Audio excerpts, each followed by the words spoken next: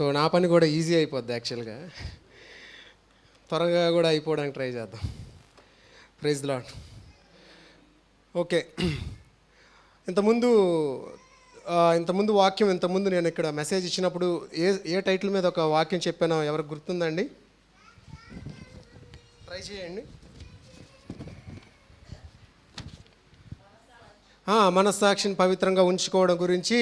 నిజంగా దేవుడిని ఎవరైతే నిరీక్షణ కలిగి ఉంటారో వాళ్ళు తమ యొక్క మనస్సాక్షిని ఎల్లప్పుడూ కూడా పవిత్రంగా ఉంచుకోవడానికి ప్రయత్నం చేస్తారు, ప్రార్థన చేస్తారు. దాన్ని జయం కూడా పొందుతారు. దాని యొక్క తీవ్రత, నిజంగా వాళ్ళు జీవము గల నిరీక్షణ కలిగి ఉన్నారనడానికి వారు మనస్సాక్షి విషయమై ఎంత సున్నితంగా వ్యవహరిస్తున్నారు, దాన్ని పవిత్రంగా కాపాడుకున్నట్టు ఎంత ఆసక్తి కలిగి ఉన్నారు. ఈ లోకంలో జీవించేటప్పుడు మరి వారి యొక్క దినచర్యలో ఎంతగా దేవునికి నమ్మకంగా ఉంటారు అనేది ఆ రోజు మనం మాట్లాడుకున్నాం. ఈరోజు దాని తర్వాత ఇప్పుడు సరే నా మనస్సాక్షి నేను సిద్ధంగా ఉంచుకున్నాను అంటే, ఒక గిన్నెను ఒక యజమాని చెప్పాడు అనుకోండి ఒక పనివాడికి, నువ్వు గిన్నెను బాగా సిద్ధపరచు, మంచిగా కడిగి శుద్ధి చేయు అని చెప్పాడు. అంతా శుద్ధి చేశాక వెయిట్ చేస్తున్నాడంట, ఏం చేయాలి దీంతో అని చెప్పేసి. ఏం చేయాలో ఈరోజు మనం ధ్యానిద్దాం, ఓకేనా? సో ఈ మనస్సాక్షి శుద్ధి చేయబడిన వ్యక్తి ఒక 4 విషయాలు చేస్తాడు, మినిమం ఒక 4 విషయాలు చేస్తాడు. ఈ 4 విషయాలు చేసినటువంటి 4 వ్యక్తుల్ని బైబిల్లో నుంచి తీసుకొని మనము ఈరోజు మెసేజ్ ముగించుకుందాం. కానీ ఈ మెసేజ్ ఇంతటితో ఆగదు, నేను నమ్ముతున్నాను. ఎందుకంటే ఈ 4 వ్యక్తుల గురించి నేను ఒక 10 ఏళ్ల క్రితము ఒక పుస్తకం చదివాను అనమాట. దాని పేరు దీంట్లో డౌట్ లేదు, ఇది మంచి పుస్తకమే, మీకు కావాల్సిన వాళ్ళు అడగచ్చు.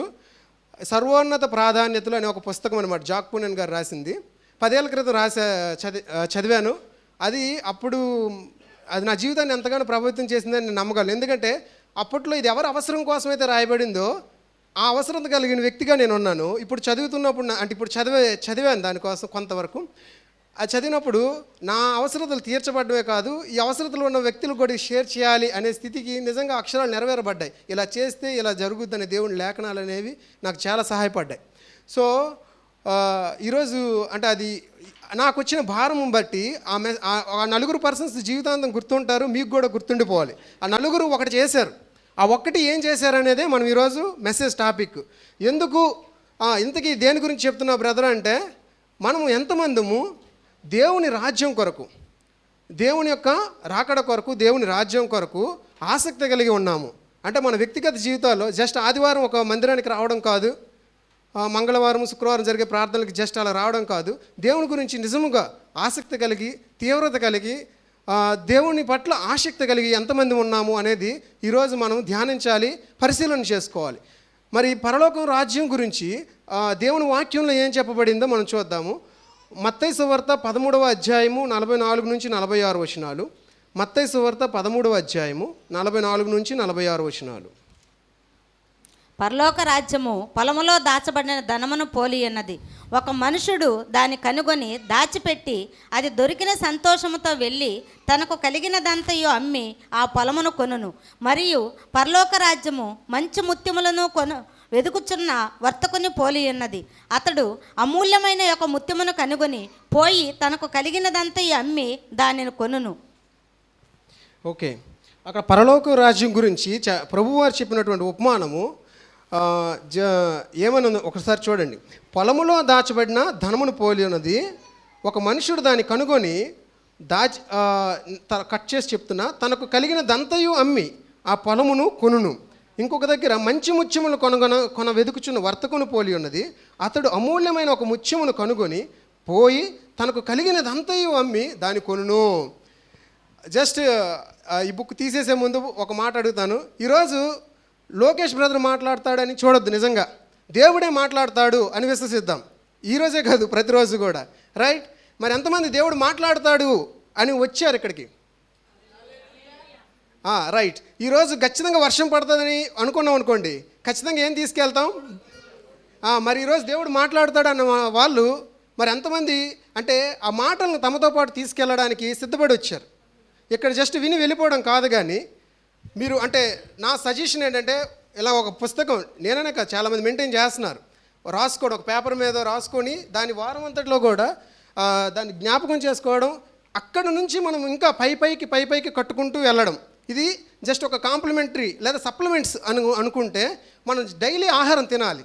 దాంతోపాటు విటమిన్లు తక్కువైన వాళ్ళకి వీళ్ళందరికీ కూడాను మనకి దేవుని అంటే ఇక్కడ ఇదవుతుంది. కానీ మనం వ్యక్తిగతంగా దేవుడి సన్నిధిలో ఎంతసేపు మోకరించి ప్రార్థిస్తున్నాము, వాక్యం చదువుతున్నాము అనేది చాలా చాలా ప్రాముఖ్యం మన యొక్క ఆధ్యాత్మిక జీవితం కొరకు. రైట్. ఇప్పుడు విషయానికి వస్తే ఒక వర్తకుడు ముత్యాలు కొనడానికి వెళ్ళాడు. ఆయన ఒక ముత్యాన్ని కనుగొన్నాడు. ఆ ముత్యం కొనడానికి కోసం వెల ఎంత అంటే ఆయన దగ్గర ఉన్నదంతా కూడా అమ్మాలంట ఆ ముత్యాన్ని కొనాలంటే. లేదా ఒక పొలమును కొనడానికి చాలామంది ప్లాట్లు కొంటుంటారు. ఆ ప్లాట్ కింద ఆ యజమానికి తెలీదు ఒక పెద్ద ధననిధి ఉందని. కానీ మీకు తెలిసింది ఎలాగో అలాగా దానికి కానీ దానికి ఉన్న రేటు కంటే చాలా ఎక్కువ రేటు చెప్తున్నారు. కానీ మీరు ఏం చేస్తారంటే మీకున్న అక్కడికున్న పొలాలు లేకపోతే ఇల్లులు ఏదైనా అమ్మేసి ఆ వ్యక్తి ఏం చేస్తున్నాడంటే అమ్మి మరి ఆ పరలోక రాజ్యాన్ని సంపాదించడం కోసం వాటన్నిటిని కూడా అమ్మేసి విడిచిపెట్టి పెంటగా ఎంచుకొని ప్రభు యొక్క రాజ్యాన్ని వెతికే వ్యక్తిగా పోల్చబడింది. మరి పరలోక రాజ్యం నిజముగా మనం అటువంటి తీవ్రతగా వెతకమని ప్రభు చెప్తున్నాడు. అలా వెతుకుతున్నామా? నాకున్నదంతటిని నష్టంగా ఎంచుకొని దేవునికి ఇవ్వాల్సిన సమయం విషయంలో, ప్రార్థన విషయంలో, దేవుడితో గడిపే విషయంలో మనకి ఇవన్నీ ఆటంకంగా ఐహిక విచారాలతో అక్కడితో ఒక ముళ్ళ కంపలో వేసిన విత్తనం వలె అది ఎదుగుతుండేటప్పుడు అవి అణిచివేస్తాయంట. అలా వాటి దగ్గర ఆగిపోయి అణిచివేయబడి ఎప్పటికీ ఫలము లేనటువంటి విత్తనాలుగా మారిపోతున్నామా? డెఫినెట్గా మనలో చక్కగా ఉన్నవారు ఉంటారు, అలాగే చక్కగా లేనివారు కూడా ఉంటారు, అందులో సందేహమేమీ లేదు. సంఘ ఆరాధన 9 గంటలకు మొదలవుద్దంటే 9కే మంచం మీద లేచే వాళ్ళు ఉంటారు, 8:30 అంటే 8:30కి లేచే వాళ్ళు ఉంటారు. లేరని కాదు, మన ఇళ్ళల్లో మనకే తెలుసు. లేచి వెంటనే ఏం చేస్తారు? ఇమీడియట్గా అయ్యో టైం అయిపోయిందని చెప్పండి కాదు, ముందు మొబైల్లో ఏం నోటిఫికేషన్ వచ్చిందో చూస్తారు. మొబైల్లో వాట్సాప్లు ఫస్ట్, మొబైల్ తర్వాత ఏదైనా సరే. ఈరోజు కొంతమందికి ఇది హట్ చేయొచ్చు కూడాను, కానీ ప్రభువు మాటలు కొంతమందిని హట్ చేసాయి. నన్ను వెంబడించుకోవాడు తన తల్లినైనా తండ్రినైనా విడిచి నన్ను వెంబడించాలన్నప్పుడు ఇట్ ఈస్ డిఫికల్ట్ అంటే అది కొంతమంది కష్టము. ఇది ఎలా ఈ మాట చెప్పగలడు? నన్ను వెంబడించుకోవాడు నా శరీరం తిన్న రక్తం త్రాగితే కానీ పరలోక రాజ్యంలో ప్రవేశించాలంటే చాలామంది వెళ్ళిపోయారంటే ఎలా ఈయన శరీరాన్ని తిననిస్తాడు తాగనిస్తాడని. కనుక ఖచ్చితంగా ఇది అభ్యంతరపరచవచ్చు కొంతమందిని, కానీ ఏ బంగారం కూడా అగ్నిలో వేయబడకుండా శుద్ధి కాలేదు. ఆయన మాటలు వెండిని పవిత్రం నిర్మూలన చేసే రీతిగా మనల్ని నిర్మూలన చేస్తాయి. అంటే ఎవరు కూడా మంటలో వేయకుండా ఆ లోహము, ఆ విలువైనటువంటి అమూల్యమైనటువంటి మన విశ్వాసం అనేది అది శుద్ధి కాబడదు. కాబట్టి దేవుడి వాక్యం ఇప్పుడు మనం పరిశీలన చేసుకుందాం. దేవుడి వాక్యం ఏం సజెస్ట్ చేస్తుందంటే, నువ్వు దేవుని రాజ్యం కొరకు నీకున్నది ఏదైనా సరే, ఒకవేళ దేవుని రాజ్యమే నువ్వు సంపాదించుకోవాలనుకుంటే దాన్ని విడిచిపెట్టడానికి సిద్ధంగా ఉన్నావా? అలా సిద్ధపడమని ప్రభువారు చెప్తున్నారు. నిన్ను ఈరోజు ఏదో ఆపేస్తుంది, నిన్ను మొబైల్ ఆపేస్తుంది, టీవీ ఛానల్స్ ఆపేస్తున్నాయి, నీ యొక్క ప్రయారిటీస్ చాలా ఉన్నాయి. మందిరానికి ఖచ్చితంగా వస్తావు, దాని గురించి నేను మాట్లాడలే, కానీ నీకు చాలా ప్రయారిటీస్ ఉన్నాయి. మందిరం ఇక్కడ 9:30కి స్టార్ట్ అయితే మనము అది నాకు అర్థం కావట్లేదు 11 గంటలకు ఎలా వస్తాం, లేదా 10:30కి ఎలా వస్తాం? బాగా సిద్ధపడే వస్తున్నాం అంటే ఆ జీల్ ఆశ లేని వారుగా ఉన్నాం, నిజంగా లేదు. సో సామెతల గ్రంథము 2వ అధ్యాయము 1 నుంచి 5 వచనాలు నేను చదువుతాను.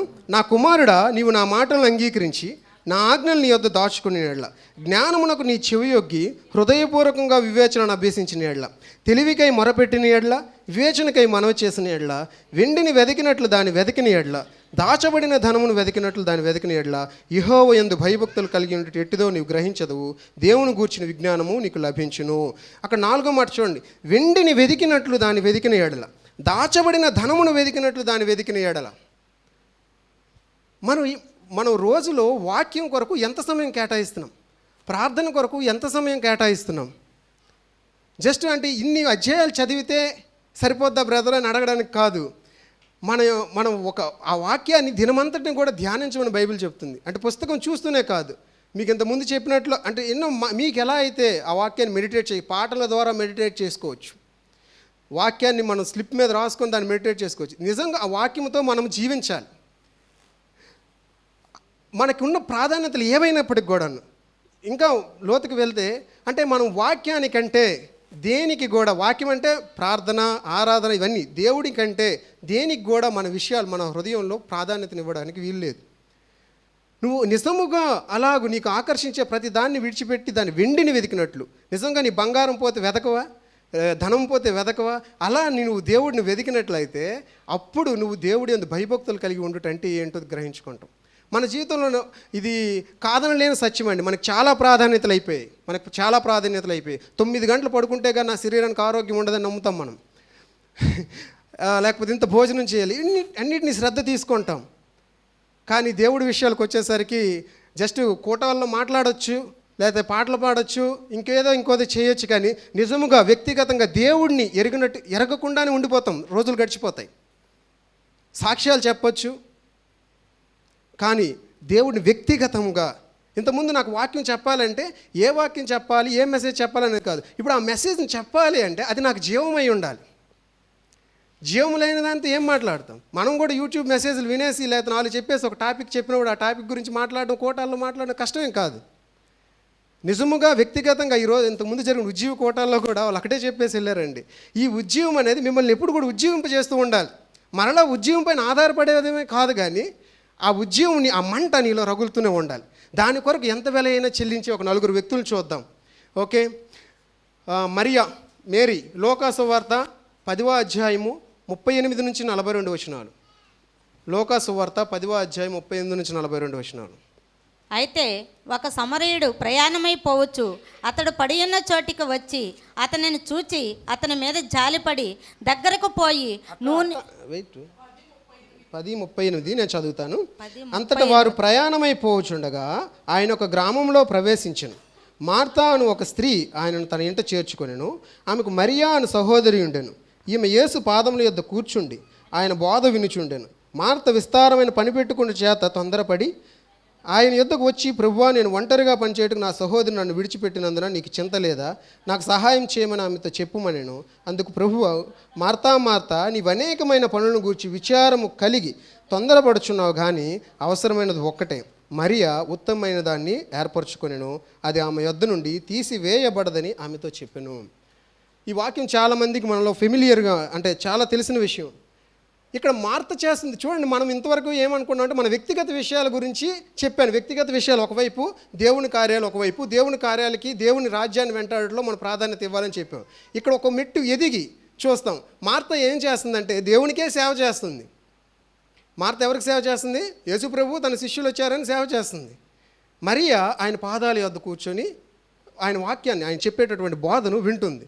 ఇక్కడ ప్రభు ఎవరిని మెచ్చుకున్నారు లేదా ఏది సరైనది అని ప్రభు చెప్పారు అంటే మరియా ఉత్తమమైన దాన్ని ఏర్పరచుకున్నది, అది ఆమె యొద్ద నుండి తీసివేయబడదు. ఈ రెండిట్లో ఏది ఉత్తమని ప్రభువు చెప్తున్నాడు.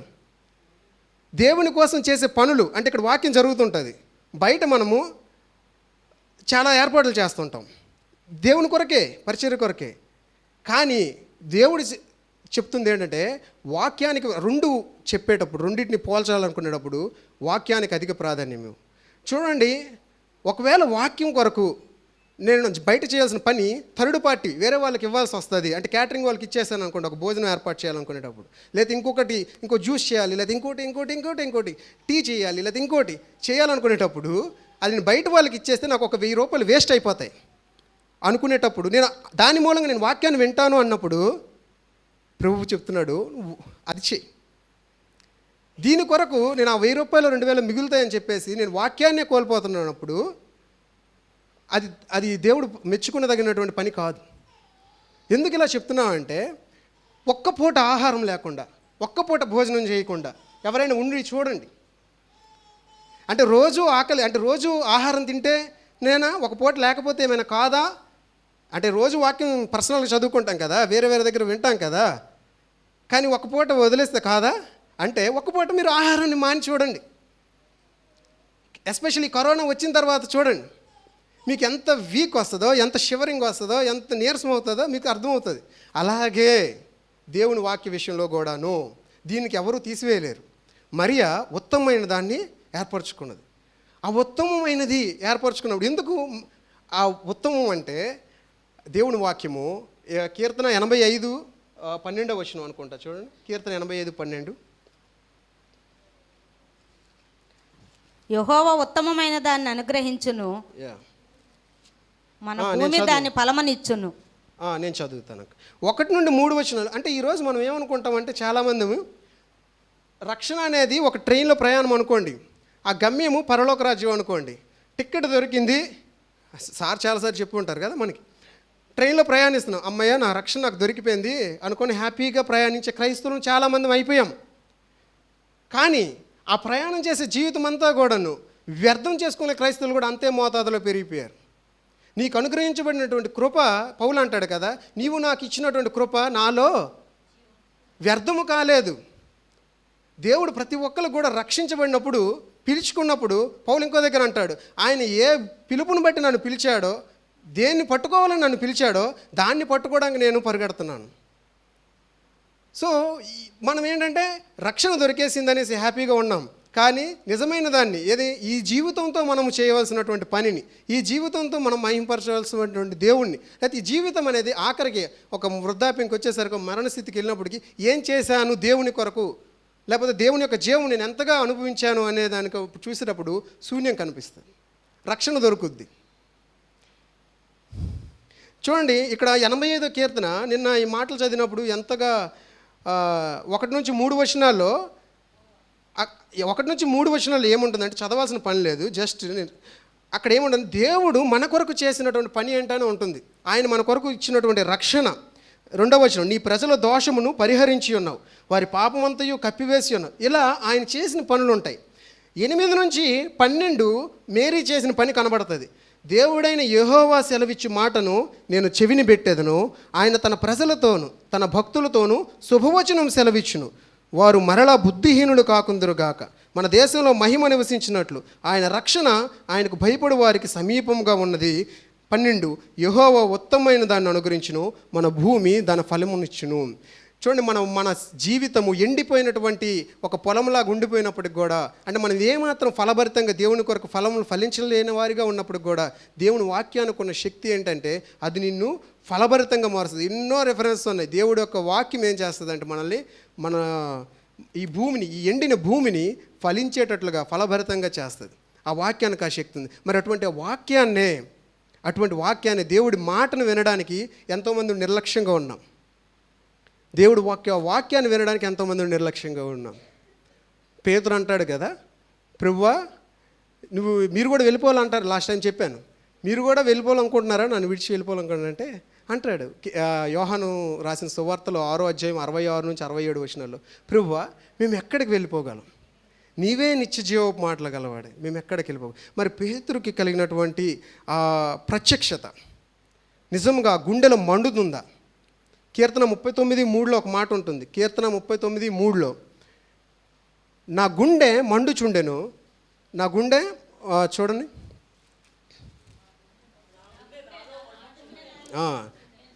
నా గుండె నాలో మండుచుండెను, నేను ధ్యానించుచుండగా మంట పుట్టెను, అప్పుడు నేను ఈ మాట నోరార.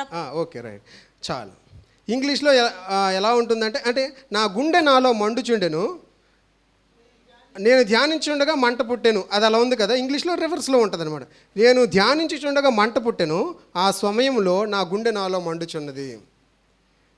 మై హార్ట్ ఈజ్, అక్కడ చూడండి, my heart was hot with in me, నా గుండె మండుతోంది. వైల్ అంటే అర్థం ఏంటి? ఆ సమయంలో, ఏ సమయంలో? I was musing the fire, I was musing అంటే ఏంటో తెలుసా? ధ్యానము. మ్యూజింగ్ అంటే మెడిటేషన్, ధ్యానము.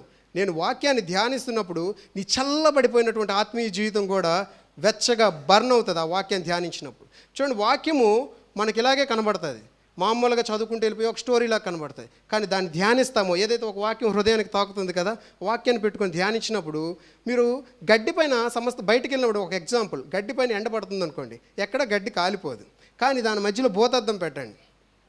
భూతద్దం అంటే తెలుసు కదా, మ్యాగ్నిఫైయింగ్ గ్లాస్ పెట్టినప్పుడు ఏమవుతా, ఎక్కడైతే ఆ భూతద్దం పెట్టామో దాని కింద ఉన్నటువంటి గడ్డి మండడం మొదలవుద్ది, కాలడం మొదలవుద్ది. అదే దేవుడు వాక్యం చేసేది. మనం ఎప్పుడైతే దేవుడు వాక్యం ధ్యానిస్తాం, ఫోకస్ చేస్తామో, అది మనల్ని మండుతుంది, మండేవారిగా చేస్తుంది, మంట రేపుతుంది.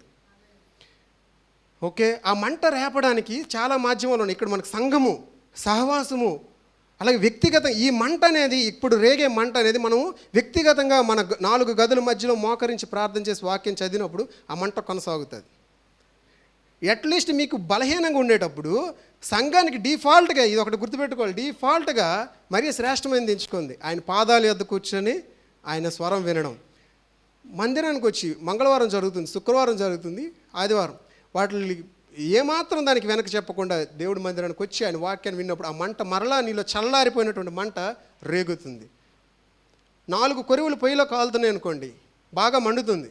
ఒక కొరివి మండుతున్న కొరివే దాన్ని తీసి పక్కన పెట్టినప్పుడు ఏమవుద్ది, కాసేపటికి అదే జరుగుతుంది. నువ్వు నీ అంతటి నువ్వు ఒక నిర్ణయం తీసుకొని దేవుడి మందిరానికి ఆగిపోయినా లేదా దేవుడి వాక్యాన్ని పక్కన పెట్టేసినా నీలో ఉన్న ఆ మంట కూడా చల్లారిపోతుంది. సో మరియా శ్రేష్టమైన దాన్ని ఎంచుకున్నది. సో నెక్స్ట్ మనకి దేవుడి వాక్య రెండో వ్యక్తి ఒకళ్ళు, ఫస్ట్ ఎవరు? మరియా. ఏమన్నాడు మరియతో ప్రభువు? ఉత్తమైన దాన్ని ఎంచుకుంది. ఒకటి చేసిందంటే ఏంటి? అవసరమైనది మార్తతో అన్నాడు. మార్తా అనేక కార్యాలు పెట్టుకొని కలవరపడుతున్నాం. అవసరమైనది ఒక్కటే. నోట్ చేసుకోండి, ఇలాంటి 4 ఒకట్లు వస్తాయి. అలా చేసినటువంటి 4 వ్యక్తులు వస్తారు. అవసరమైనది ఒక్కటే. అది ప్రభువు యొక్క పాదాల యొద్ద కూర్చొని ఆయన స్వరం వినడం. దేవుడి వాక్యానికి చాలా ప్రయారిటీ ఉంది. ఆ ప్రయారిటీని పక్కన పెట్టి నీకు మార్తలాగా విస్తారమైన కార్యాలు పెట్టుకుంటున్నావు. మార్త అయినా దేవుడి కొరకు పరిచయం చేయడానికి నానా విధమైన కార్యాలు చేస్తుంది.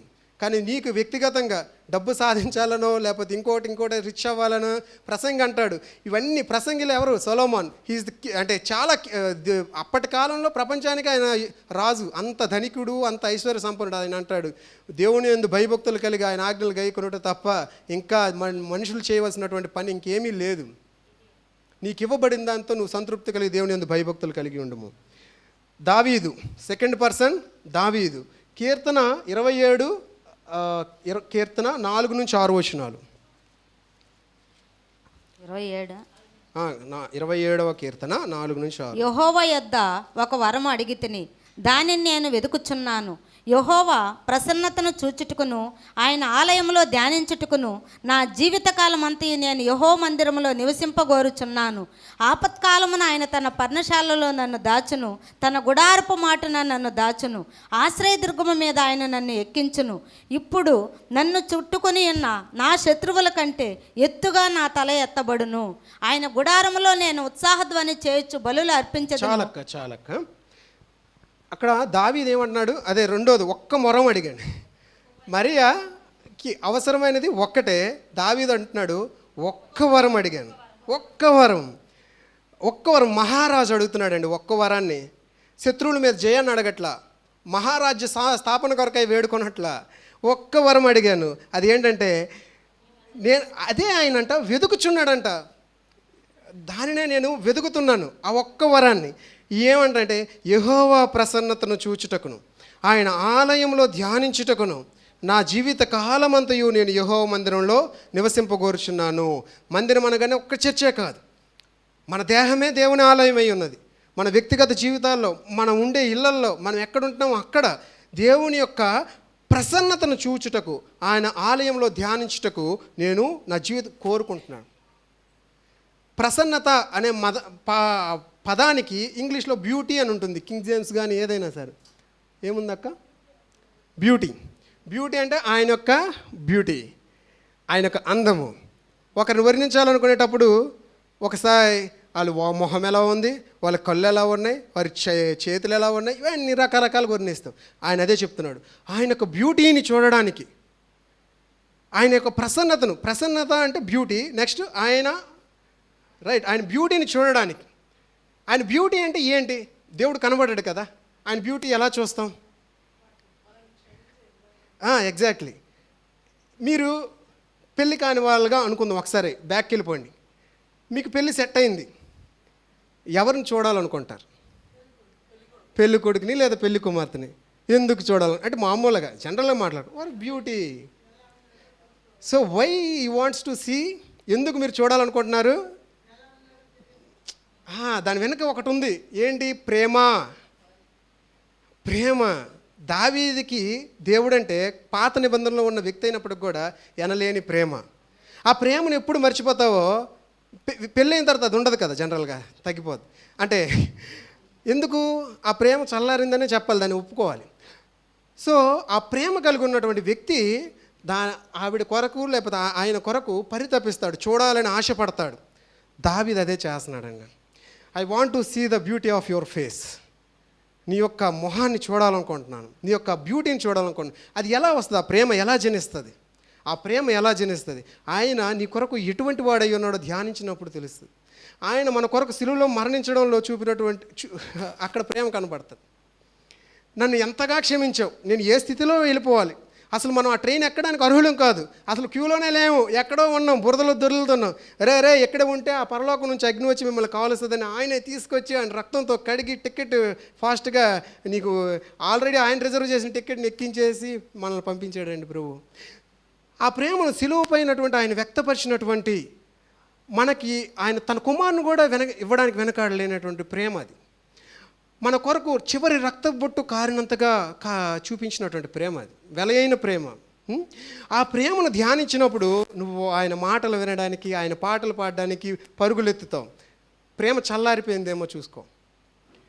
ఆయన ప్రేమను ధ్యానిద్దాం. ఆయన ప్రేమ ఇది సువార్త సభ కాదు కదా, కానీ మనకు అవసరం, అనుదినం అవసరం. మనం మర్చిపోతాం దేవుడు ఎంతగా మనల్ని ప్రేమిస్తున్నాడు, ఈ లోకంలో ఏం చేశాడనేదే మాటలు. దానితో మనం ఒక నిప్పు కొరువిని పైన మనం పూసుకున్నటువంటి ఆ పొగ ఏమంటారు, కార్బన్ కట్టికి కాలగా మంట ఉంటుంది, పైన ఒక ఇది వస్తుంది కదా, అది లేయర్ ఫామ్ అయిపోయి లోన మంట ఎక్కడో ఉంటుంది, మసి ఇంకేదైనా సరే బొగ్గు బూడిద.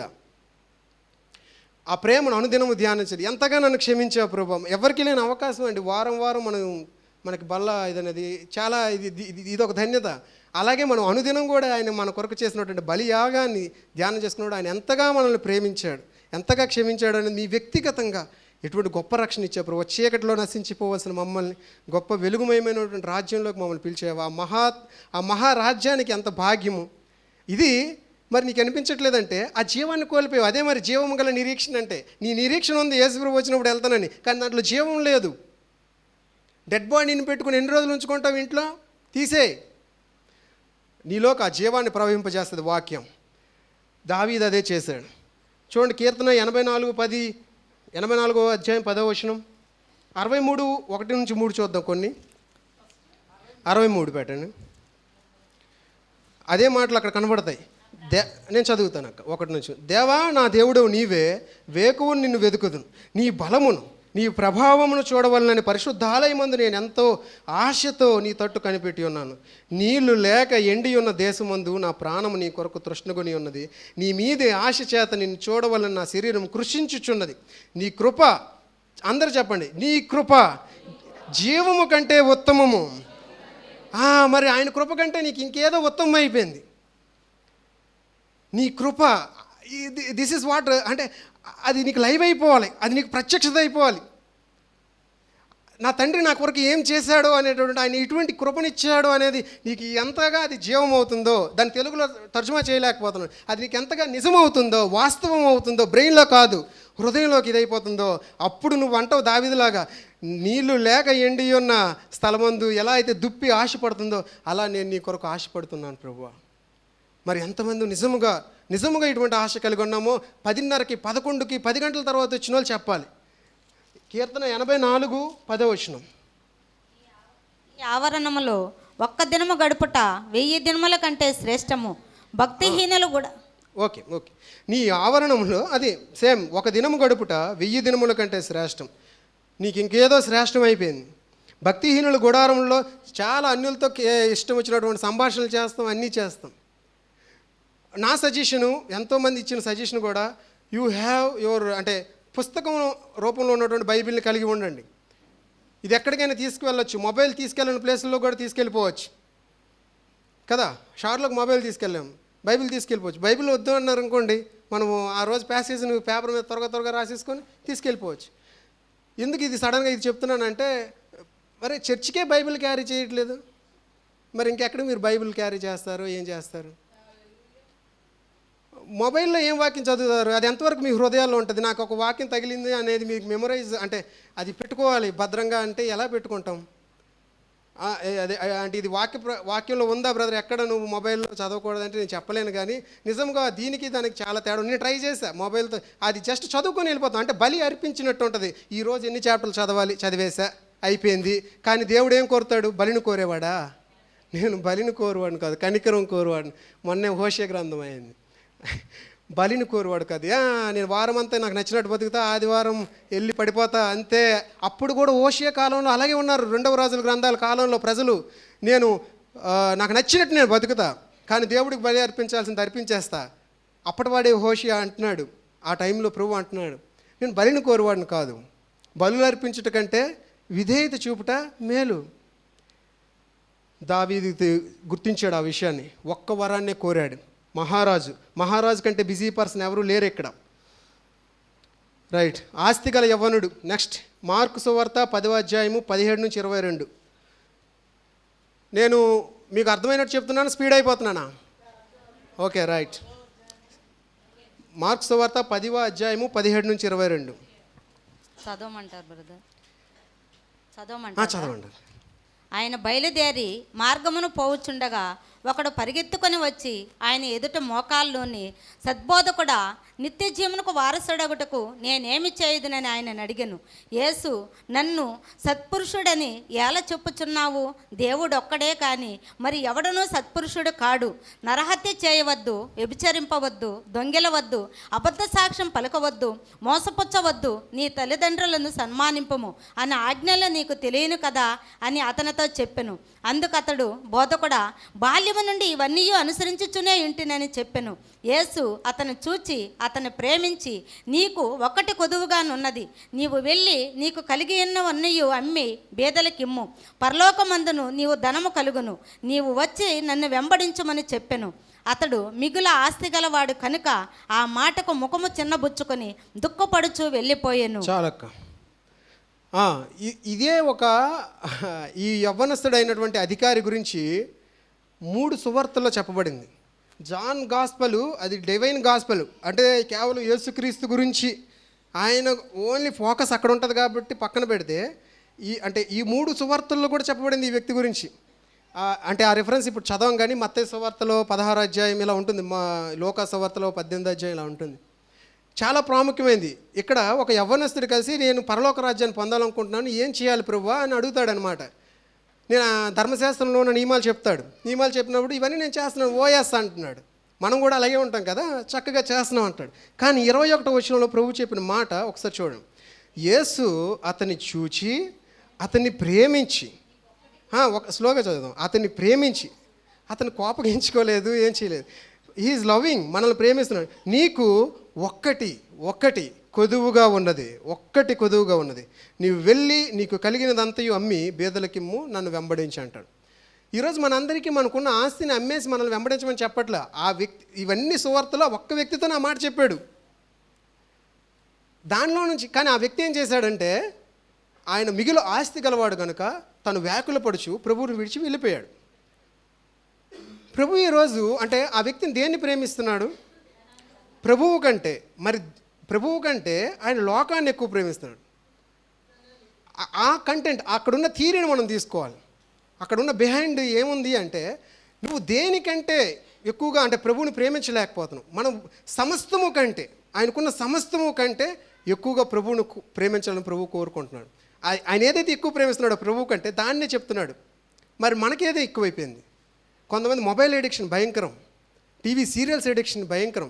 అసలు అవేమీ చేయకపోయినా సరే నిద్రపోతూ ఉంటారు, అది మరీ భయంకరం. శరీరాన్ని ప్రేమించడం. మత్తయి సువార్త అంటే ప్రభువు కొన్ని నియమాలు చెప్పాడు, అతను ఫాలో అవ్వాలనుకునే వాళ్ళు ఏం చేయాలని. మత్తయి సువార్త 18వ అధ్యాయము 8 నుంచి 9 వచనాలు నేను చదువుతాను. కాగా నీ చెయ్యి అయినను నీ పాదమైనను నిన్ను అభ్యంతరపరచని యెడల దానిని నరికి నీ యొద్ద నుండి పారివేయము. 9వ వచనం, నీ కన్ను నిన్ను అభ్యంతరపరచని యెడల దాని పెరికి నీ యొద్ద నుండి పారివేయము. ఈ వ్యక్తి తన ఆస్తినే అమ్మాలి, తన ఆస్తినే విడిచిపెట్టి రావాలంటే ఒప్పుకోలేదు. అలాంటిది నీ కుడి కన్ను లేదా నీ కన్ను తీసేయి, నీ చెయ్యి తీసేయంటే ఇంకెక్కడ ఒప్పుకుంటాడు? మరి నీ చెయ్యి నీకు అభ్యంతరంగా ఉంది అంటే, ఈ ఫోన్ని పట్టుకోకుండా నా చెయ్యి అభ్యంతరంగా ఉందంటే ఆ చెయ్యిని తీసేయమంటున్నాడు ప్రభు. ఎంతమంది నరుక్కోవడానికి సిద్ధంగా ఉన్నాం అంటే ఏం చెప్తున్నారు? అటువంటి తీవ్రత, ఆ తీవ్రత మనలోకి రావాలి. అదే ఈరోజు నీ యొక్క ప్రాధాన్యత ఏమైపోయింది? ప్రభువు కంటే నువ్వు దేనికి ప్రాధాన్యం ఇస్తున్నావు? నేను అన్నిటికీ ప్రాధాన్యం ఇస్తున్నాను అనేవాడు మనలాగా మందిరానికి ఆలస్యంగా రాడు, మనలాగా ఇష్టం వచ్చినట్టు ఉండడు. వాక్యాన్ని చదవకుండాను, ప్రార్థన చేసుకోకుండాను, ఏదో ప్రభువుకి ఓకే అని జస్ట్ కొంచెం చేసినట్టుగా అలా ఉండడండి. ప్రభు ఏమంటున్నాడంటే ఆయన సంపాదించడం కోసం, ఆయన్ని పొందుకోవడం కోసం సమస్తాన్ని కూడా పెంటగాయించుకోవాలని కోరుకుంటున్నాను. నీకు ఆటంకంగా ఉన్న దేన్నైనా సరే విడిచిపెట్టడానికి సిద్ధంగా ఉండడానికి కోరుకుంటున్నాను. ఇది దేనికి సహాయపడుతుంది అంటే, నిన్ను బాగా ఒకటి గాయపరిచి ఉండొచ్చు, బాగా నిన్ను దుఃఖపరిచి ఉండొచ్చు, నీ భర్తే కావచ్చు, భార్య కావచ్చు, పక్కోళ్ళే కావచ్చు. వారిని క్షమించడానికి నీకు ఆటంకంగా ఉందా? నువ్వు నాకు పాత్రుడు కాదు. అది అంటే నువ్వు ఆ వ్యక్తికి ఆస్తి అయ్యి ఉండొచ్చు, నీకు క్షమాపణ అయ్యి ఉండొచ్చు, నువ్వెవరినూ క్షమించలేదేమో. ఆ వ్యక్తికి ఆస్తే అయ్యి ఉండొచ్చు, నీకు ఇంకేదో అయ్యి ఉండొచ్చు. దేవుని చిత్తంలో లేని వ్యక్తిని ప్రేమిస్తున్నావేమో, బహుశా చెప్తున్నా. ఆ వ్యక్తిని విడిచిపెట్టడం నీకు అసాధ్యమైనట్టు కనబడచ్చు, కానీ నువ్వు నాకు పాత్రుడు కాదంటాడు. నీకు ఏది అభ్యంతరంగా ప్రభువును వెంబడించడానికి ఆటంకంగా ఉందో దాన్ని ఒక శిష్యుడికి ఉండాల్సినటువంటి మినిమం కనీస నియమంలో ఏంటంటే, తనకు అభ్యంతరపరిచే సమస్తాన్ని కూడా విడిచిపెట్టడానికి ఈ వ్యక్తి ఒప్పుకోలేదు, విడిచిపెట్టడానికి సిద్ధంగా ఉండాలి. అని ఏమన్నాడు? నీకు ఒక్కటి కొదువుగా ఉన్నది. మరియకే మార్తకి ఏం చెప్పాడు? అవసరమైనది ఒక్కటే. దావీదు ఏమడిగాడు? ఒక్క వరం అడిగితిని. ఈయనకేం చెప్తున్నాడు? నీకు ఒక్కటి కొదువుగా ఉంది. ఆ ఒక్కటి చేసే వాళ్ళనే ఇప్పుడు 4వ వ్యక్తిని చూద్దాం. సో ఇందులో కొన్ని వచనాలు మనం చూద్దాం. కీర్తన 73:25 ఈ వ్యక్తి గురించే చూద్దాం. కీర్తన 73:25 కీర్తన చదవండి అక్క. ఆకాశమందు 25 73:25 నేను చదువుతాను. ఆకాశమందు నీవు తప్ప నాకెవరున్నారు? నీవు నాకుండగా లోకంలోనిది ఏదియూ నాకు అక్కరలేదు. భక్తుడు చెప్తున్నాడండి. ఆసాపు అంటే అంతకుముందు ఉన్న సిచ్యువేషన్ టూ మచ్ సిచ్యువేషన్ ఆయనకి. ఆయన జీవితం ఏమో నాశనం అయిపోతుంది, ఆయన జీవితం పాడైపోతుంది అనమాట. మొదటి నుండి చదివితే ఆయన ఎత్తుకోవడమే కీర్తనలు, ఆయన రాసిన కీర్తన అక్కడ నుండే ప్రారంభం అవుతుంది అనమాట. ఈ వ్యక్తి అంటే స్టార్టింగ్ రాయడమే మొదలుపెట్టాడు. అప్పుడే నెగిటివిటీ మాట్లాడుతుంటాడు. అందరూ నిన్ను నమ్ముకున్న వాళ్ళు బాగున్నారు, నిన్ను నమ్ముకున్న వాళ్ళు ఏం నాశనం అయిపోయి ఇలా మొదలవుతుంది. అంటే ఆయన వ్యక్తిగతంగా he's going through some depression, ఒక కృంగుదలతో, ఒక బాధతో వెళ్తున్నాడు. ఆ వ్యక్తి చెప్తున్న మాటలు ఏంటంటే, వాళ్ళందరూ అక్కడ ఉన్నారు, కానీ వాళ్ళు అంచునున్నారు, కొండ చిగురున, అక్కడికి వెళ్తే పడిపోతారు అంటారే, ఆ చిగురునున్నారు. నేను మాత్రం నీ దగ్గరే ఉన్నా, నీ మందిరంలో ఉన్నా, నీ ఆలయంలో ఉన్నా. అయితే నేను ఒకటంట, వీటన్నిటికంటే నువ్వు ఒక్కడు చాలు ప్రభు అంట. నువ్వు నాకుండగా ఈ లోకంలో ఏదియు, నీకు నాకు వేరు చేసే ఏదియు నాకు అక్కర్లేదు. అటువంటి నిర్ణయాన్ని తీసుకుందాం. నీవు నాకుండగా ఈ లోకంలో ఏదియు నాకు అక్కర్లేదు. ఏది ప్రభువుకి నుంచి మనకి అది డైరెక్ట్ సిన్నే కాకపోవచ్చు, ఒక తాగుడో, వ్యభిచారమో, ఇంకేదో కాకపోవచ్చు. కానీ నీ జర్నీని హౌ యు ఆర్ కంటిన్యూయింగ్, ఎక్కడ వేసిన గొంగలు అక్కడే ఉందంటారు కదా, అలాగే ఉండిపోయావా? ఆధ్యాత్మికంగా అభివృద్ధి ఎదుగుతున్నాము. దేవుని యొక్క జీవాన్ని అనుదినము మన రూపంలోకి అది ప్రవహిస్తుంది, ఆ జీవము. అలా ప్రభువుని అది ఎప్పుడు జరుగుద్దంటే, ఈ శుద్ధమైన మనస్సాక్షి ఉండి ఖాళీగా ఉంటే ముందు వెళ్ళిపోయినటువంటి ఒక సాతాను ఇంకొక 7 దురాత్మలు తీసుకొచ్చినట్లు అయిపోద్ది.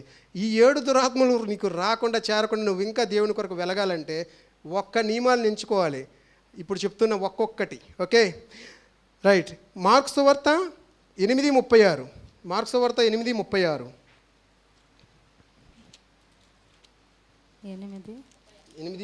ఒకడు సర్వలోకమును సంపాదించుకుని తన ప్రాణమును పోగొట్టుకొనుట వానికి ఏమి ప్రయోజనము? చాలు. ఇప్పుడు ఆ వ్యక్తి తనకున్న సమస్తాన్ని సంపాదించుకోవడానికి వెళ్ళిపోయాడు. కానీ ప్రభు ఏమంటున్నాడు? ఛాలెంజ్ చేస్తున్నాడు. నువ్వు సర్వలోకాన్ని కూడా సంపాదించుకొని నీ ప్రాణాన్ని కోల్పోతే నీకేం ప్రయోజనం? నీకున్నటువంటి ఇష్టాల్ని ఇక్కడ ఒక ఏమంటారు, ప్రాస్పరిటీ గాస్పెల్ అని ఒకటి వస్తుంది కదా, ఉంది ఎప్పటి నుంచో. నీ యొక్క ఇష్టాలు తీరుస్తాడు, నీ యొక్క సంతోషాలు, ఇంకా అదే పని, ఇంకా వేరేది ఉండదు. ఆ ఇష్టాల్లోనే నువ్వు సంపాదించుకుంటావు. నువ్వు 4 మేడలు కట్టావు, ఇంకేదో చేసావు, ఏం ప్రయోజనం? ప్రభువుని కోల్పోయి ఒకసారి చెక్ చేసుకుందామండి. మీకు ఎక్కడో మెదడులో ఏమోనే ఉండొచ్చు, కానీ తట్టి లేపుదాం. ప్రభువా నీవే నాకు కావాలి, నేను నిన్నే కోరుకుంటాను అనేటటువంటి సత్యాన్ని మనము అంగీకరించాలి. లోకాసు వార్త 14వ అధ్యాయము 26, 27, 33 నేను చదివేస్తాను. ఎవడైనా నా యొద్దకు వచ్చి తన తండ్రిని, తల్లిని, భార్యను, పిల్లలను, అన్నదమ్ములను, అక్క చెల్లెండ్రును, తన ప్రాణమును సహా ద్వేషింపకుంటే వాడు నా శిష్యుడు కానేరడు. ఎవడైనా తన సిలువను మోసుకొని నన్ను వెంబడింపని ఎడల వాడు నా శిష్యుడు కానేరడు. 33 ఆ ప్రకారమే మీలో తనకు కలిగినదంతయు విడిచిపెట్టనివాడు నా శిష్యుడు కానేరడు. ఆయన ఒక 3 నియమాలు చెప్తున్నాడు. తన తండ్రినైనను తల్లినైనను విడిచిపెట్టనివాడు అంటే మనకి సన్నిహితమైనటువంటి బంధము విడిచిపెట్టామంటే విడిచిపెట్టడం కాదు, దేవునికి ఆటంకంగా ఉండేటప్పుడు దేవా నువ్వే నాకు కావాలి అని ఎంచుకోవాలి అని చెప్తున్నాడు దేవుడు. జస్ట్ ఐల్క 14వ అధ్యాయం 27వ వచనం ఒకసారి. ఎవడైనా తన సిలువను మోసుకొని నన్ను వెంబడింపడినలా వాడు నా శిష్యుడు కానాడు. వాడు సిలువను మోసుకొని ఉండడం అంటే ఏంటంటే గలతీ పత్రిక 5వ అధ్యాయంలో ఉంటుంది. మనము ఒకసారి చూద్దాం. గలతీ పత్రిక 5వ అధ్యాయం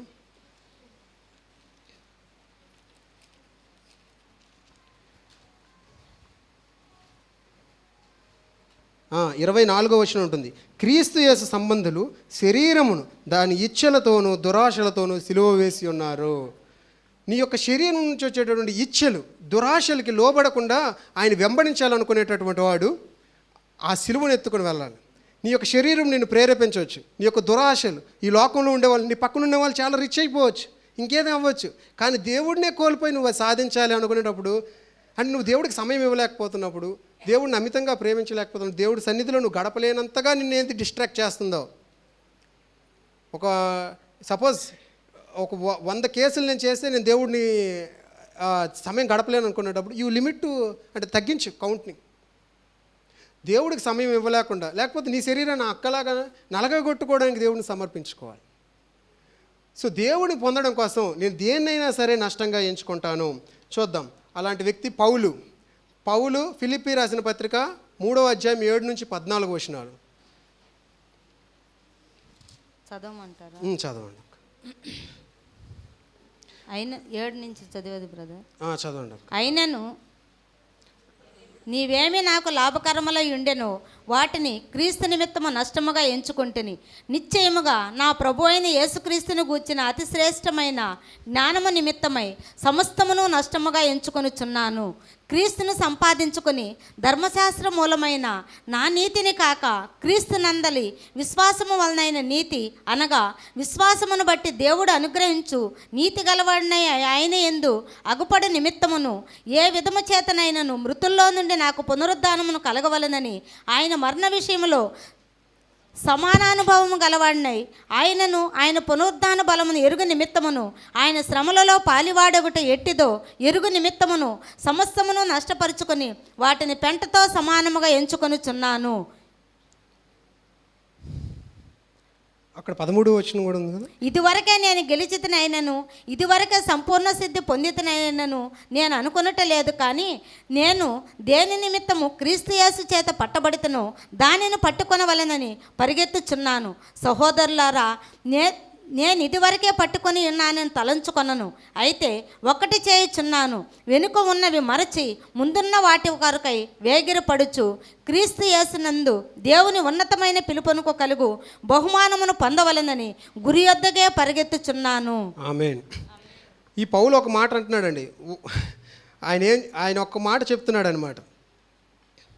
చూడండి, అక్కడ 8వ వచనంలో నేను చూస్తున్నా, నిశ్చయముగా నా ప్రభు అయిన యేసుక్రీస్తును గూర్చిన అతి శ్రేష్టమైన జ్ఞానము నిమిత్తమై సమస్తమును నష్టముగా ఎంచుకొంచున్నాను. ఆయనకి చాలా ఘనతలు ఉన్నాయి, ఆయనకి చాలా శ్రమలు కూడా వచ్చాయి. మనం కూడా అనుకుంటాం ఇంత ఏజ్ వచ్చింది, నేను చాలా చేశాను దేవుడి కోసం, లేకపోతే నేను బాగానే ఉన్నాను, లేకపోతే ఇవన్నీ అనుకోవట్లేదు. ఆయన ఏమంటున్నాడు నెక్స్ట్ వచ్చే విషయాల్లో, నేను ఏదో సంపూర్ణ సిద్ధి పొందానో, లేకపోతే ఆ ఘనతలు ఉన్నాయి కాబట్టి నాకు ఇంక సరిపోయింది, నేను దేవుడి కోసం ఏదో చేస్తానని అనుకోవట్లా. ఆయన యేసుక్రీస్తు ప్రత్యక్షం అవ్వబోయేటప్పుడు కలగబోయే మహిమ కొరకు, ఆయన గురు యొద్దకే ఆ ప్రత్యక్షతలో కలగబోయేటువంటి బహుమానం కొరకు ఒకటే చేస్తున్నాడు. ఆయన వెనకున్నటువంటి వాటిని మరిచి, నా యొక్క ఘనతలు, నా యొక్క శ్రమలు, నేను ఇన్ని శ్రమలు పొందాను, లేకపోతే ఇంత అపోస్తులు, ఇది కాదు, లేకపోతే ఇన్ని శ్రమలు.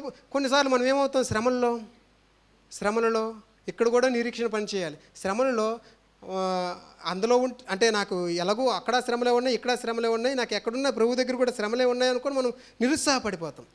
కానీ ప్రభువాకి ఏం చెప్తుంది, నీకు నిజముగా జీవం గల నిరీక్షణ ఉంటే ఆ శ్రమ ఏమంటాడంటే, పేతురు రాసిన పత్రిక 1 పేతురు 1 పత్రిక 1వ అధ్యాయం 7వ వచనంలో ఇలా ఉంటుంది, నశించిపోవు సువర్ణము అగ్ని పరీక్ష వలన శుద్ధపరచబడుచున్నది కదా, దానికంటే అమూల్యమైన మీ విశ్వాసం ఈ శోధన చేత పరీక్షకు నిలిచినదై యేసు క్రీస్తు ప్రత్యక్షమైనప్పుడు మీకు మెప్పును మహిమయు ఘనతయు కలుగుటకు కారణమగును. ఎవరైతే నిజముగా వారి నిరీక్షణ జీవం గలదై ఉంటుందో వాళ్ళకు వచ్చే శ్రమల్లో, నాకు ఈ బాధల్లో నేను ఇంకా తట్టుకోలేను, ఇతన్ని వదిలేస్తాను, లేకపోతే ఈవిని నేను మాట్లాడేస్తాను నాకు ఇష్టం వచ్చినట్టు అంటారో, వీళ్ళందరూ కూడాను మనకి ఇక్కడ జీవము కలిగినటువంటి నిరీక్షణ లేదని దాని అర్థం. జీవం కలిగిన నిరీక్షణ కలిగి ఉన్నవాడు ఏంటంటే ఆ జీవం ఉంటుంది. ఆ నిరీక్షణలో ఏమంటారు, యేసుక్రీస్తు ప్రత్యక్షమైనప్పుడు ఈ శ్రమలు నాకు మహిమను తీసుకొస్తాయి, మెప్పును తీసుకొస్తాయి. అదే చెప్తుంది వాక్యం, ఘనతను తీసుకొస్తాయి. అటువంటి మహిమ, మెప్పు, ఘనత ఎదుట ఇప్పటి కాలపు శ్రమలు ఎన్నదగినవి కావు. ఈ అల్పకాలం ఉండే కొంచెమైన శ్రమలు నేను సులభంగా తట్టుకుని, అసలు పౌలు అంటాడు వీటిని పక్కన పెట్టేసి ఒకవేళ నన్ను చంపేస్తున్నారా, నన్ను మరణం కూడా పంపిస్తున్నారా, ఆ మరణంలో యేసుక్రీస్తు ఎలా మరణించాడో ఆ మరణానుభవాన్ని నేను ఎంజాయ్ చేస్తాను అంటున్నాడు. నన్ను సిలువ వేస్తారా, ఆ యేసుక్రీస్తు ప్రభువారు సిలువ వేయబడ్డాడు కదా, ఆయన సిలువ వేయబడడంలో నేను కూడా పాలిపాకొస్తున్నాను, ఎందుకు నేను స్తుతిస్తున్నాను అంటాడు. ఆ శ్రమ ఏదైనప్పటికి కూడా నాకు రాబోయేటటువంటి మెప్పు కొరకు, మహిమ కొరకు నా దృష్టి ఆ బహుమానం, నేను పొందబోయేటటువంటి బహుమానం మీదే పెట్టుకున్నాను. హీఈస్ నాట్ అంటే డైవర్ట్ అవ్వట్లేదు. శ్రమ వచ్చింది కదా అని ఆగిపోవట్లేదు, ఘనత వచ్చింది కదా అనుకో నిలిచిపోవట్లేదు. ఆయన ఒక్కటే చేస్తున్నాడు, ఏంటంటే ఒక్కటి చేయించున్నాను, వెనకున్న వాటిని మరచి. నువ్వు ఈరోజు ఏదో సాధించాను ఏదైనా అనుకోవచ్చు, కానీ నువ్వు దాన్ని మరచి ప్రభు కొరకు, ప్రభు ఇవ్వబోయేటటువంటి బహుమానం కొరకు ముందున్న వాటి కొరకే పరుగెత్తుదాం. మనకు వచ్చే శ్రమలు ఎటువంటివైనప్పుడు కూడా ఇది మీ యొక్క నిజంగా విశ్వాసం మనం కలిగి ఉన్నాము, ఆ విశ్వాసంలో జీవం ఉంది. మృతమైన విశ్వాసము ఎప్పటికి కూడా దేవుని సంతోషపెట్టదు. ఆ విశ్వాసం, నా విశ్వాసం నిజమైనదే, నిజమైన డూప్లికేట్ కాదు. నా విశ్వాసంలో నీకు తెలుసా, గోధుమ గింజలు లోన పదార్థము ఉంటుంది, పదార్థం లేని గోధుమ గింజలు కూడా ఉంటాయి, షెల్ అంటారు. సో నాది ఏమంటారు, డబ్బా అంటే లోన ఖాళీ, నిజానికి డొల్లా. అది నిజమైందా కాదా అనేది ఎలా పరీక్షించబడుతుంది, దాన్ని ఒక సుత్తి దెబ్బలు వేసామనుకోండి అప్పుడు బయటపడుతుంది. మన యొక్క విశ్వాసం కూడాను పౌలు అసలు ఆ శ్రమలుగా ఎంచుకోవట్లేదు. నిన్ను ప్రభువుని వెంబడించడం కోసం ఏదైతే ఆటంకంగా ఉందో దాన్ని అంతటిని కూడా మరచి, కొంతమందికి నిద్ర వస్తుంది, మరచి అయిపోయింది మెసేజ్, మరచి మనము ప్రభువుని వెంబడించడం కొరకు ప్రయాసపడదాం. మళ్ళీ ఒక్కసారి చూద్దాం, ఫిలిప్పీ 3వ అధ్యాయంలో నేను కొన్ని మాటలు రాసి, క్రీస్తును సంపాదించుకొని, అక్కడ ఇంగ్లీష్లో బాగుంటుందండి, ఏమని ఉందంటే 3:9లో దాన్ని ఇంగ్లీష్లో ఏముందంటే టు విన్ క్రైస్ట్ అని ఉందా, విచ్ ఈజ్ ఆఫ్ నా ఓకే మేబీ అటు ఇటుగా ఉండొచ్చు. అక్కడ ఏముందంటే టు విన్ క్రైస్ట్ ఒక దగ్గర ఉంటుంది, టు విన్ క్రైస్ట్, క్రీస్తుని సంపాదించుకోవాలి. అక్కడ క్రీస్తు ఒక బహుమానంగా మన రన్నింగ్ రేస్లో ఉంటుంది కదా, ఆ క్రీస్తుని టు విన్ క్రైస్ట్, ఆయన ఇంకో బహుమానం కాదు, క్రీస్తునే సంపాదించుకోవడం కోసం. నేను శ్రమ పడ్డాను అనుకోండి, నేను క్రీస్తులా శ్రమ పడుతున్నాను. నాకు సిలువ వేస్తున్నారు అనుకోండి, అదే మాట్లాడు, ఆయనకు నన్ను చంపేశారు అనుకోండి, ఆయనకు పునరుద్ధాన బలాన్ని అనుభవిస్తాను. నేను ఏదైనా సరే నేను క్రీస్తునే సంపాదిస్తున్నాను. అటువంటి సంపాదన కొరకు, చిన్న శ్రమ వస్తే మనం ఆగిపోతాం. సో అటువంటి సంపాదన కొరకు నేనేం చేస్తున్నానంటే ఏ విధము చేతనైనా అటువంటి ప్రత్యక్షత కొరకు నేను వెనక్కున్నవన్నీ ఈ శ్రమల్ని అన్నిటి మరచి ఆయన ఒక్కడి కొరకు పరిగెడుతున్నానని చెప్తాడు. రైట్, ఇది 4 వ్యక్తులను చెప్పిన 4 మాటలు జస్ట్ రివైజ్ చేసుకుందాం. ఫస్ట్ యేసుప్రభు వారు అంటారు మారుతుంది, అవసరమైనది ఒక్కటే. ఈ 4 మాటలు తీసుకెళ్ళండి. నాకు ఆ బుక్లో నిజంగా కంటెంట్ గుర్తులేదు, ఆ 4 టైటిల్సే గుర్తున్నాయి. ఈ రెఫరెన్సెస్ కూడా అందులో ఉండవు, దొరకవు వెతికినా. కానీ దేవుడిచ్చిన జీవం కొద్దీ మనం ఈరోజు ధ్యానించాం. ఆ 4 మాటలు మాత్రం చాలా ప్రాముఖ్యమైనవి. అవసరమైనది ఒక్కటే, అది దేవుని వాక్యమై ఉంది. ఒక్క వరం అడిగితే దేవుని సన్నిధినే కోరుకోవాలని కోరుకుంటున్నాడు. 3వది, నీకు ఒక్కటి గదుగుంది, దేవుడికి కావాలనుకునేటప్పుడు దేవుడికి ఆటంకంగా నీకు ఏది ఉంది, ఆ ఒక్కటి.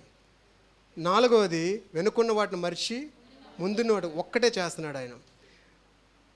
జస్ట్ కొన్ని 3 మాటలు చెప్పేసి ముగించేస్తున్నాను. ఇలా చేసినటువంటి వ్యక్తి గురించి బైబిల్ ఒక మాట చెప్తుంది అనమాట, హనోకు గురించి. ఏమంటుందంటే ఆయన జీవితం అంతా కలిపి ఒక లైన్లో చెప్పాలి అనుకొని ప్రభు ఆలోచించినప్పుడు ఒక లైన్ చెప్పాడంట, ఒక మాట, హనోకు దేవునికి ఇష్టుడై ఉండెను. హనోకు దేవునికి ఇష్టడై ఉండును. ఆయన లైఫ్ మొత్తాన్ని అంటే గ్రైండ్ చేసి ఒక్కటి తీసి చెప్పాలి అంటే, ఒక్కటే తీయాలంటే ఈ కాయిన్ బిల్ల పడుతుంది. ఏంటంటే అనోకు దేవునికి ఇష్టడై ఉండు. తన జీవిత కాలం అంతా కూడా తను చేసే ప్రతి పనిలో తన జీవితాన్ని దేవునికి ఇష్టంగా ఉంచుకున్నాడండి. తన బ్రతుకునంతా కూడా దేవుడికి ఇష్టముగా ఉంచుకున్నట్టుకు ఆయన ప్రయాసపడ్డాడు. సో మరి మన జీవితం కూడా మన దేవునికి ఇష్టడుగా ఉండడానికి మనం అటువంటి తృష్ణ కలిగి ఉండాలి. అది హెబ్రీ 11:5లో ఉంటుంది. ఇలా కొంతమంది మిస్లేనియస్ పీపుల్ కొంతమంది ఉన్నారు. అబ్రహాం, ఇస్సాకు, యాకోబు వీళ్ళందరినీ గురించి చెప్పడానికి పౌలే అంటాడు నాకు సమయం సరిపోదని, నాకు కూడా. సో హెబ్రీ పత్రిక 11వ అధ్యాయము ఆ ఒక్క మాట చూద్దాం. హెబ్రీ పత్రిక 11వ అధ్యాయము 17 నుంచి 19 వచనాలు. అబ్రహాము శోధింపబడి విశ్వాసమును బట్టి ఇస్సాకును బలిగా అర్పించెను. చాలక్క. ఆ 17వ వచనంలో ఏముంది? ఆయన తను ఎంతగానో ప్రేమించేటటువంటి కుమారుడు, ఆ కుమారుడిని విడిచిపెట్టడానికి అబ్రహాం వెనుకాడలేదు. అంటే ప్రభువుని కోరుకోవడం కోసం. అంటే ఇంతకుముందు మనం చెప్పుకున్న అంశాల్లో కొంతమంది అటువంటి క్రియలు కనబరిచారు. అబ్రహాం అలా కనబరిచాడు, నాకు నువ్వే కావాలి. ఆయన ఎంతగానో ప్రేమిస్తున్నటువంటి ఇష్మాయేల్ని అడగలేదు. ఇష్మాయేల్ని కూడా అబ్రహాం ప్రేమించాడు నిజానికి.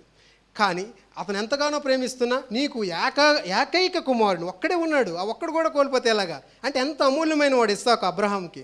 కానీ ఆ ఒక్క ఇస్సాకు అటువంటి అమూల్యమైన వాడిని కూడా అప్పగించుకోవడానికి అబ్రహాం వెనకాడలేదు. ఇస్సాకు కూడా బావులన్నీ కూడా మూసేస్తున్నప్పుడు వాళ్ళతో ఎవరితో కూడా గొడవపడి అక్కడ జీవితం జీవించలేదు. కానీ ఆయన దేవుడికి అప్పగించుకొని ఇంకొక దగ్గర బావి తవ్వుకోవడానికి వెళ్ళిపోయాడు. వీళ్ళందరూ కూడా ఒక పట్టణాన్ని వెతుకుతున్నట్టుగా ప్రవర్తించారు. మాకు ఆ ఒక్క మాట చదువుదాం. హెబ్రీ 11లో నేను చదువుతా 16. యాకోబు కూడా అలాగే ఉన్నాడు. అయితే వారు మరీ శ్రేష్టమైన దేశమును అనగా పరలోక సంబంధమైన దేశమును కోరుచున్నారు. అక్కడతో చాలు. వీళ్ళందరూ కూడా మరియా, పౌలు వీళ్ళందరూ కూడా చేస్తున్నది ఒకటే, ఈ లోకంలో సెటిల్ అయిపోదామని. వాళ్ళందరి గురించి పాత నిబంధన వ్యక్తులు సాక్ష్యం ఏమని చెప్పబడిందంటే వాళ్ళు గుడారాల్లో నివసించారంట. లోతులాగా ఇల్లు కట్టుకొని నివసించలేదు. ఎందుకంటే మనకి ఇల్లు కట్టుకోవడం అంటే పెద్ద విషయం. కానీ వాళ్ళకి ఆ స్థలం అంతా నీదని చెప్పినా సరే వాళ్ళు ఇది మా దేశం, ఇది కాదయ్యా, మా దేశం వేరే పరలోకం. అలా వాళ్ళు ఈ లోకంలో మేము యాత్రికులము, మేము జస్ట్ ప్యాసింజర్స్, విజిటర్స్, జస్ట్ వెళ్ళి కాసేపు ఉండి మేము వెళ్ళిపోతాం మా దేశానికి అనేటటువంటి వాళ్ళు రియల్ లైఫ్లో జస్ట్ టాపిక్ కాదు, ఒక మాట కాదు, వాళ్ళ జీవితాంతం వాళ్ళు ఎన్ని సంవత్సరాలు బతికారు? 140, 150 సంవత్సరాలు, 200 సంవత్సరాలు అలాగే బతికారండి. ఆ నిర్ణయానికి వాళ్ళు ఒప్పుకొని లోబడిపోయి దానికి బంధించబడినట్లుగా ఉన్నారు. మాది రాజ్యం కాదు, మాది దేశం కాదని చెప్పేసి గుడారాల్లో నివసించడానికి తమను తాము అప్పగించుకున్నారు. ఈరోజు ఈ కొన్ని క్యారెక్టర్స్ ఇప్పుడు చూసాం కదా, అలా అప్పగించుకున్న వాళ్ళ గురించి దేవుడు ఒక మాట అంటాడు. ఆ 11:16లో అందరు నాతో పాటు చదవండి, 2వ పార్ట్. అందుచేత తాను వారి దేవుడిని అనిపించుకొనుటకు దేవుడు వారిని గూర్చి సిగ్గుపడడు. Praise the lord. ఎవరైతే ఇప్పుడు చెప్పబడినటువంటి అంటే ఇవే కాదు, ఎవరైతే తమను తాము దేవుని పొందడం కోసం సమస్తాన్ని కూడా కంటే ఆయన్ని ప్రాధాన్యంగా ఎంచుకుంటామో వారిని చూసి వారి దేవుడిని అనిపించుకోవడానికి ఇది కదా మనకు రక్షణ దొరికితే చాలు, మనకి ఆ పరలోకంలోకి ఏదో ఇన్ అయిపోతే చాలు ఇలా అనుకుంటాం. కానీ దేవుడు అంటాడంట, అంటే మామూలుగా స్టైల్ గుర్తొస్తే అంటే మేసం ఇలా మెలేసి అంటే ఉండదు, ఇలా ధైర్యంగా ఆయన వీళ్ళు నా ప్రజలు అనిపించుకోవడానికి ఆయన సిగ్గుపడడంట. మరి మనలో ఎంతమందిని చూసి సిగ్గుపడతాడు? మిమ్మల్ని హర్ట్ చేయడానికి నిజంగా నా ఉద్దేశం కాదు. నిజానికి ఇంకా గట్టిగా చెప్పొచ్చు ఈ వాక్యాన్ని. కానీ దేవుడు మనల్ని ఎలా కరుణతో అంటే ప్రేమతో చూస్తున్నాడు. ఆయన అంటున్నాడు, ప్రేమతో తిరిగి రమ్మంటాడు ఆయన వైపు. దేవా నన్ను చూసి నా జీవితం ఎండింగ్ లేకపోతే ఇప్పుడు చూసి నువ్వు సిగ్గుపడకూడదయ్యా నా జీవితాన్ని చూసి. అటువంటి అబ్రహాం, యాకోబు, ఇస్సాకు లేకపోతే ఎంతోమంది అనుకరించినటువంటి జీవితాన్ని నేను అనుకరిస్తాను, నిన్నే నా జీవితంలో ప్రాధాన్యతగా పెట్టుకుంటాను అని నిర్ణయం తీసుకొని ప్రార్థన చేసుకుందాం. సార్ ప్రేయర్ చేస్తాం. ప్రార్థన. పరిశుద్ధుడా, ప్రేమగలిగిన మా తండ్రి, నీకు స్తోత్రాలు, వందనాలు చెల్లించుకున్నాం ప్రభువా. నువ్వు ఇచ్చినటువంటి విలువైన సమయం కొరకు నీకు వందనాలు చెల్లించుకున్నాం. ఈరోజు విత్తబడిన వాక్యాన్ని తండ్రి, చెప్పబడిన సాక్ష్య జీవితాన్ని తండ్రి మేము చూసాం ప్రభువా. మా పట్ల నీ తలంపులు ఎంతో గొప్పవి తండ్రి, అవి ఆకాశం కంటే ఎత్తైనవి తండ్రి. అవి మేము గ్రహించక తండ్రి నాయన నిర్లక్ష్యంగానో నిర్లిప్తంగానో మా జీవితాలు గడిపేస్తున్నాం ప్రభువా. మరి మా అందరి పట్ల కూడా నువ్వు గొప్ప ప్రణాళికలు కలిగి ఉన్నావు తండ్రి ప్రభువా. మరి మా జీవితాల ద్వారా తండ్రి నీ నామాన్ని మహింపరచినట్లు తండ్రి నాయన మాకు ఆ కృపను దయచేయండి. మా జీవితాల్లో తండ్రి మరి దేనికంటే ఎక్కువగా నీకే ప్రాధాన్యం ఇచ్చేవారుగా జీవించుటకు నీ కృపను దయచేయమని, సహాయం చేయమని, నిన్ను పొందడానికి ఆటంకంగా ఉన్న ప్రతి దాన్ని కూడా తండ్రి నాయన విసర్జించుటకు, అసహించుకుంటకు కృపను దయచేయమని యేసు నామములో ప్రార్థిస్తున్నాం పరమ తండ్రి. ఆమేన్.